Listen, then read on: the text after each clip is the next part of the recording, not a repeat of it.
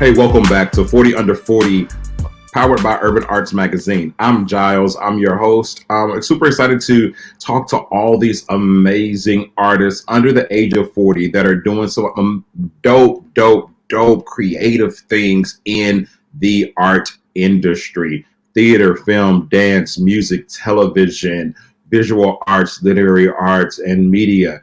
And today is no different. Today we have an amazing, accomplished artist who is killing the scene, not only in Washington, D.C., but around the country. Yo, help me welcome Miss Sonia Jones, the artist. Sonia, what's up? Hello, everyone. That's an awesome intro.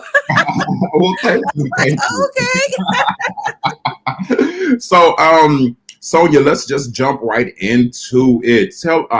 First of all, I see this amazing background that you have, which is like, oh, I need all that in my house. Thank you. So, you're a visual artist. Like, how did you get started in visual art? Were you a child who was like picking up stuff and making stuff, or did it happen later in life? Yeah, no, I've always been very drawn to the arts. My fondest memories is when I was in school and they would have the art teacher come in, and I just loved that time so much. And, my family, they always encouraged it. I'm dating myself, but, this was before the YouTubes and before Google.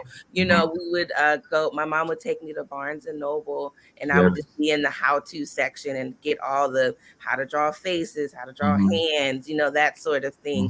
So I'm completely self-taught. Wow. So it's something that I started, very, very young.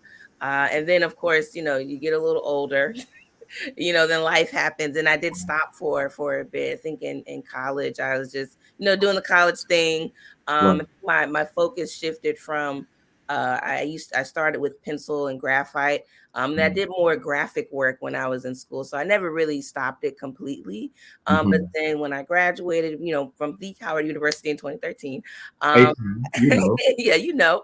yeah, I picked it back up again because I was like, I'm working now. I need to have this kind of outlet. I need to get back to me. And so I just started painting again in 2013 and 2014, and it kind of just took back off again. I did this event out here. It's called Pancakes and Booze, and just got linked up with the DMV League of Artists, which is an artist collective out here, and things Shout are out just to Kiana Clark. yes. Shout out to Kiana. We love Kiana over here. And things have just been going from there. So just getting back to myself. That's Mm-hmm. awesome. That's awesome. You've been able to do some really dope things, especially like in the pandemic. I know the DMV League of Artists like have went in and like have been doing murals all over the city and open spaces. Can you tell me like what has that been like to be able to use your voice for this moment in time? That was such a great experience for a number of things. Mhm. Obviously, the first and foremost was just being able to use my talent to spark change and to speak to people. So we worked with this other group called the Paints Institute, where we were doing murals on the boarded up businesses in DC because of all the riots and COVID. Things were shut down. Oh my goodness. Are you Yeah, good? okay. Sorry, my internet was good. Things were shut down, and as a way to help preserve the city, they, had this great idea to paint murals on them. And Mhm. so that was actually my first mural that I did by myself. Mhm. Was with that initiative, and I took to it really well. I've always loved murals because it's something that the public sees. It's something that your children see. So it's very important for me, when I do murals, and a lot of the murals that I've done is always, especially if it's something with children, always do, Mhm. children of color, girls of color, just so Yeah. they can see themselves, living, large like that. It's not something that I grew up with a lot. And so if every time I get the opportunity and, they allow me to use my artistic voice, I always take the opportunity to do that. That's awesome. That's awesome. You mentioned well, actually, a little birdie told me that you have a West African background, right? Um, Yeah, I guess maybe like we all do Right. if Okay. you think about it. But no, my boyfriend is from Cameroon, and Nice. my aunt, she growing up, she went to I think over 20 West African, oh, not just West African, but African countries. So it's Mhm. something that I've been around a lot growing Okay. up. So it comes through, definitely comes through in my work, and it's something that I'm passionate about because Mhm. um, one, there's like this perception of what Africa is. It's like a Yeah. black hole for a lot of people, and people think Right. it's like a monolith. And it's like, no, it's very diverse. It Mhm. has this, it's so layered. And like I said, my boyfriend is from Cameroon, so I learn things every single day. And as I'm with him and just learning about his culture, and there's so many connections between us, on this side, this side of the pond, Yes. and there. So I just with my art like to try to highlight that if I can, and show the beauty of it as well. I love that. I definitely love that. Question. So you didn't like go to art school. You didn't, study under XYZ. Mhm. So what would you say to the person who's saying, I don't feel like I'm good enough because I don't have this formal training? That okay, so the art school question is definitely it's a thing. Hmm. I don't knock people for going to it. It's Yeah. definitely something that can't hurt you, Yeah. but if I wouldn't see it as something that like could stop you Gotcha. from creating. I love it. The creation is what you make it. I've always kind of thought like, who's gonna tell me my art is this way, but it's Yeah. definitely something that can help you because Yeah. I took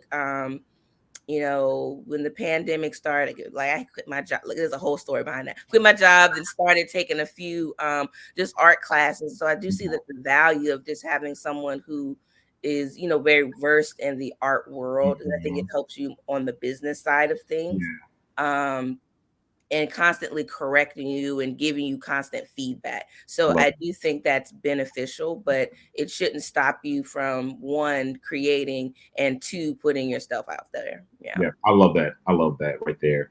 Mhm. So I find a lot of people in the DMV League of Artists are super uber talented. Number one, but also there it's almost like a family or a small business, a mom and pop business that's like really thriving.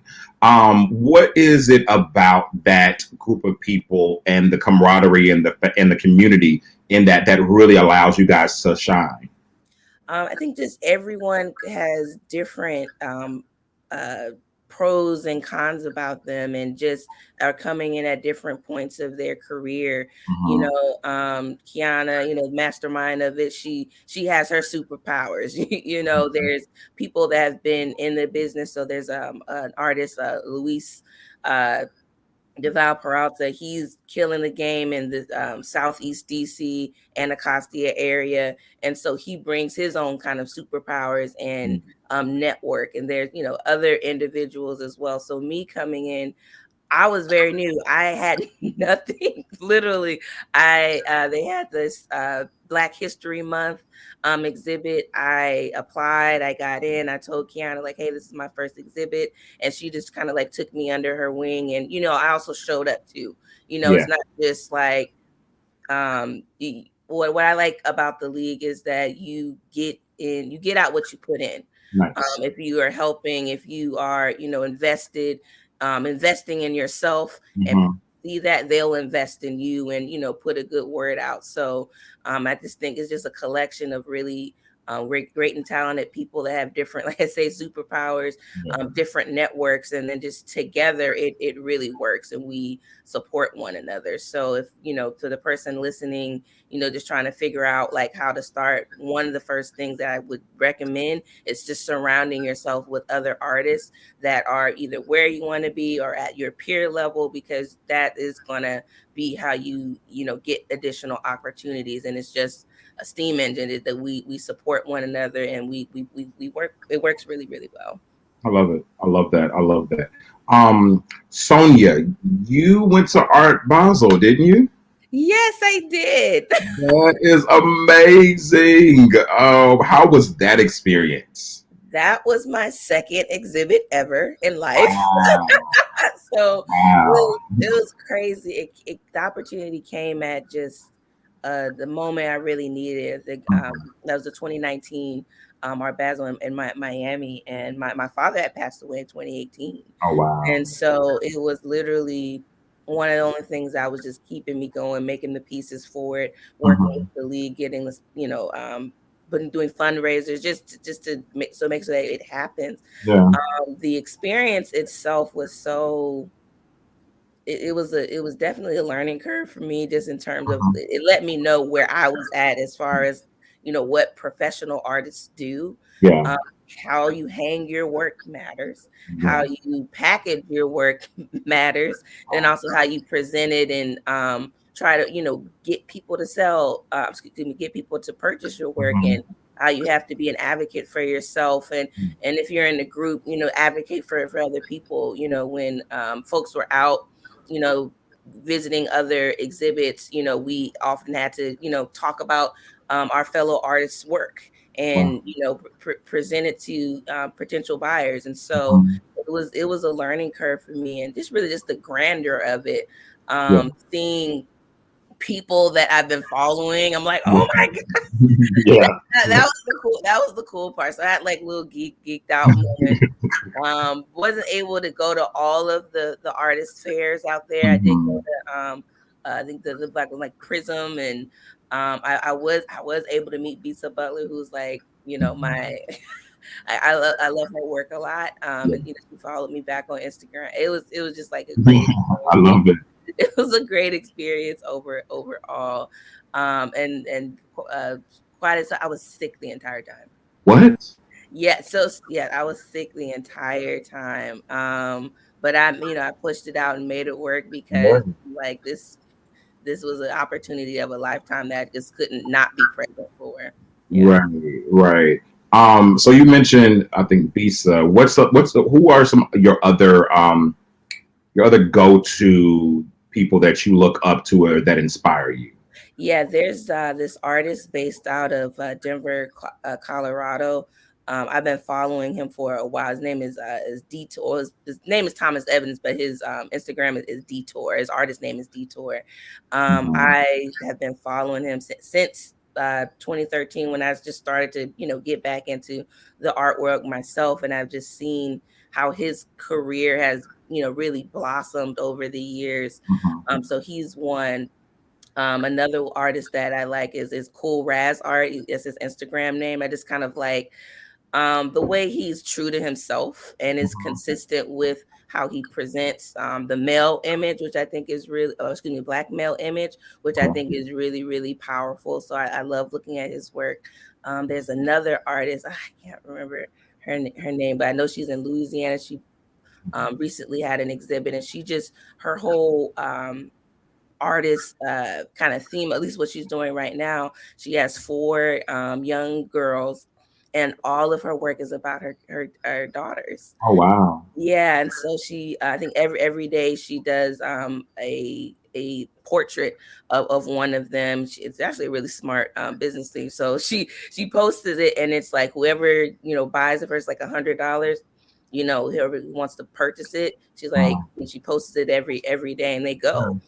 So I Wow. respect that from like ideas for something that I can do as a model, but also just as a portrait painter. I really love how she captures her children, and uses that as inspiration. Yeah. Mhm.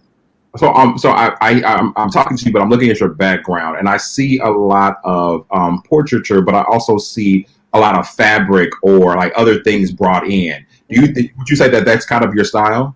Yes, I started using fabric. I forget when I started using it, but once I did, I was like, this is a thing. There's Yeah. like there's something with it. I love it brings just such a texture to the work. And Mm. also you'd be surprised that certain fabrics and patterns in particular have memory to them. Mm. So, if you there's certain certain patterns like from the 80s, the 70s, the 90s that Yeah. come up and it triggers something. Yeah. Yeah. Silks and things like that. So I like to use that because it's interesting to see how people react to it. Yeah. So it, like I said, it just brings something extra to the piece and the work that I do. So it's definitely something that's going to stay. I Yeah. love it. Yeah, I'm looking at this, the one right over your shoulder, the man. I was like, yeah, yeah. I'm looking at that and I was like, wow, that's powerful for sure. Yeah. So what's next for Sonia? What's next? So I am working on my first solo show. Congrats. Yeah, Congrats. it's that's what's on the radar now, what I'm kind of gearing towards now. Of course, I have, things in gallery. There's this great gallery in Largo, Maryland called Wellspring Manor and Spa.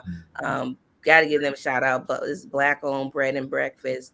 Wow. Used to be a plantation. This couple, they bought it, turned it into this really great facility, and that has a gallery in there. So I have some pieces there. And then do commission work and any other kind of opportunities that comes up on the side. But the main thing that's kind of on my mind right now is like getting things together for this solo show, as it'll be kind of like my first real introduction into the art world. So that's what's coming. I guess big thing coming for me. Love Yeah. it. Love it. Love it. How can we follow you on social media? Yes, it is Sonia Jones the artist. It's everything. SoniaJonesTheArtist.com. Sonia Jones the artist on Instagram. Just keep it simple. Love it. Yeah, that's how you can find me. That's how you can follow me and see what I'm doing. That's awesome. That's awesome. So hey, if you want to buy that painting over there for me, hey, make sure you go follow Sonia Jones, the artist, so you can send it to me in Dallas. Yes. Then you can find out where she's going to be the next time she's at Art Basel. You can make sure you go down there and buy everything from the DMV League of Artists. Yeah. So make sure you follow, please, and support our Black artists. So Sonia, I want to play a game with you. It's called This or That. Okay. So what I'm going to do is I'm going to give you two different scenarios, two different situations, two different words, and you just tell me which one you better align with, okay? All right. Sounds good. Gotcha. So I'll go easy with you first of all. I'll start easy. An SUV or a sports car? Oh, SUV. Why Easy. SUV? Because it's functional. I'm not a big car person. I'm definitely, when it comes to that, function over form. So, when I'm toting art things around or baby things, it's just a no brainer for me. But that doesn't mean the SUV has to be ugly. Lexus makes beautiful SUVs. They do. They do. For sure. Do you prefer phone calls or text messages? I'm a text person. I don't know. I'm definitely a text person. Why text? Because I'm super busy, but it just allows me to do other things, but still have multiple conversations at one time. But definitely phone calls are a lot more efficient. But if it's like quick things or trying to get things done, text or email is the way to go for me. Yeah. Okay. Cake or ice cream? Cake. Really? Why cake? It's cake. I don't. Don't say it. I mean, okay. So ice cream, but see, wait, gelato or because then that's the different kind. Because gelato is delicious, but you got different kinds of cake. You got chocolate cake, lemon cake, poppy seed cake. You got all these flavors, yeah. And then you got ice cream cake. So and that's true. You do have ice cream cake. Would you prefer New York pizza or LA tacos? I'm from California, so I'm a big LA tacos, them street tacos. Right. Yes, and then the corn salsa. Yes, it is all day long. Okay. If you had a superpower, would you rather be able to be invisible or be able to fly? That's hard. That's hard. I'm gonna say fly because that's just cool. Like I mean, I'm thinking like, what can you do? Being invisible, I just feel like you're just gonna be doing bad stuff, or Yeah. you're gonna be triggered to do bad stuff. But then I'm like, if I can fly, I don't have to worry about parking. That's I true. can just, Traffic. Oh, traffic. I could just, get to where I need to go. I right. guess. Right.